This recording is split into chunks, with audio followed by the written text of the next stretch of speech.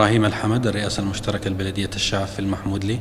انطلاقا من سياسة الإدارة الذاتية في دعم المشاريع في المنطقة وتحقيق الاكتفاء الذاتي للمنطقة في كافة المجالات، كان لدى بلدية الشعب في المحمودلي فكرة إنشاء معمل لإنتاج الخراطيم البلاستيكية، وذلك لسد حاجة وحدات المياه من الخراطيم البوتيلين، وأيضا لسد حاجة الفلاحين، كون منطقة المحمودلي منطقة زراعية تعتمد على الري بالآبار الارتوازية والتي تحتاج إلى خراطيم بلاستيكية زراعية.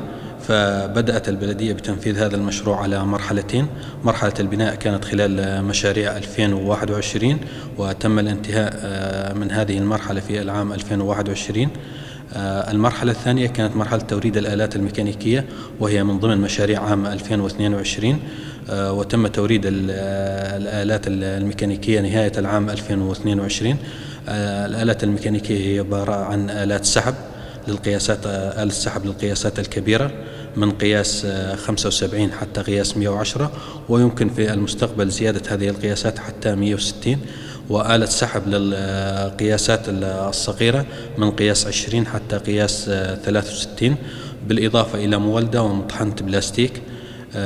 من المقرر أن يدخل المشروع حيز التنفيذ خلال الربع الأول من عام 2023. يمكنه المعمل العمل بطاقة إنتاجية حتى 24 ساعة.